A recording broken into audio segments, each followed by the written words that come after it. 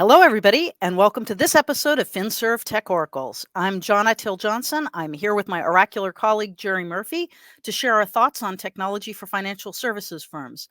And for this episode, Jerry, you wanted to raise a really fascinating announcement by the Consumer Financial Protection Bureau, CFPB, to its staff to, I am not making this up, avoid the use of cell phones and text messages for official business, especially when exchanging or discussing protected information. That seems like a big step. Can you tell us a bit more about what CFPB is doing? Yeah, if you remember, we talked a couple weeks ago about this Chinese salt typhoon hack into U.S. telco infrastructure, where it seemed like they really were hitting everybody: Verizon, AT&T, Lumen. I mean, like all the major carriers were affected, and it's really nobody is saying like to what extent these attacks have been effective, but as a result of that, the CIO of CSFB has Yeah. basically published an official memo to the staff saying, basically don't use your phones or text messages for anything where it's either official business or when you're going to be discussing or transmitting protected information. The thing that's interesting about that is, there are times where people will make general announcements of you should be cautious, you should make best practices. It's very rare Right. that a government agency actually explicitly says don't do something because of this. So that's pretty significant. Well, that plus the fact that it's don't do something that is extraordinarily common, like don't use your cell phone for, official business. Um, in at least in some scenarios, the cell phones can be assumed to have been purchased precisely for official business. So that's, it's Well, and, basically, and, and actually, yeah, the announcement, John, explicitly said even phones that were issued by the company. It wasn't just don't use your personal cell phone. It was like don't use the phones we issued you either. right. That's what I'm getting at. That is actually a huge, huge deal. And you said that the official position is to restrict official communications to channels, and I'm quoting, such as MS Teams and WebEx collaboration environments.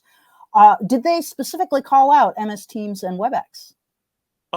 Yes, they did. They explicitly said MS Teams and WebEx. They also explicitly did not say Zoom, but I think the point to me is use a platform that's going to be encrypting things through the network, and you're not assuming that the network is secure. Which actually brings me to another point is, and I know when I was running my company doing network services, we did built private networks for companies, and even us, because we were very paranoid about security, as financial services institutions tend to be, right? We're like, even if you're using what should be a technically private network, like Frame Relay or something like that, even when you're using a quote private network, you still need to encrypt any data over that channel, using the principle that assume you're compromised and operate as if you're compromised. And I think even more so today, that absolutely needs to be the way people look at running their infrastructure. Well, yeah, there's a handful of observations I'd make to that, but I would just highlight that if the wording was such as Teams and WebEx, I think that Zoom is left with a question mark. And so thing number one is, if you happen to be a Zoom company, you might want to find out whether Zoom is okay or not okay. The bigger question, though, is, Jerry, should financial services firms take this seriously? And should they migrate away from using cell phones for anything? And financial services firms above and beyond sort of consumer finance organizations, but all financial services firms, should they take this seriously? Well, the short answer to that, John, is yes. I mean, from a cybersecurity standpoint, you really should have the attitude of better safe than sorry. When in doubt, do the more secure thing. And while the direct data loss as a result of these attacks really hasn't been proven or pinpointed, you're always better to assume operate as if a compromise has happened, as opposed to we're so confident about what we've done with our architecture and our platforms and our practices that we couldn't possibly be compromised. That is not the assumption we ought to be operating under.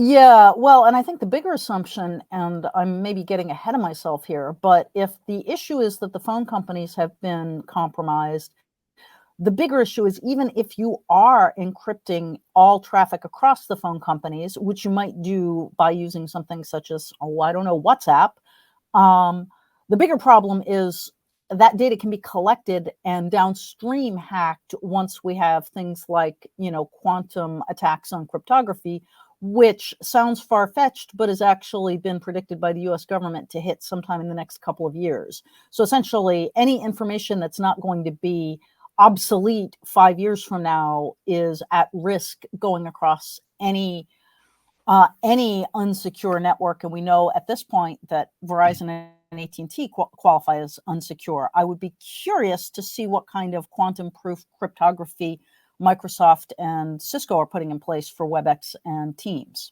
Yeah, and the good news about quantum-proof cryptography is that itself doesn't use quantum computers, right? So Right, it's not like you need to wait for quantum computers to be here to use quantum safe right, cryptography. right. NIST has actually already pointed out 3 algorithms that you can use to have quantum-proof cryptography, but still, that would be a major shift. But coming back to the sort of still cataclysmic shift, I think it sounds like your takeaways here are, number 1, don't use cell phones, even corporate-issued cell phones, for any business.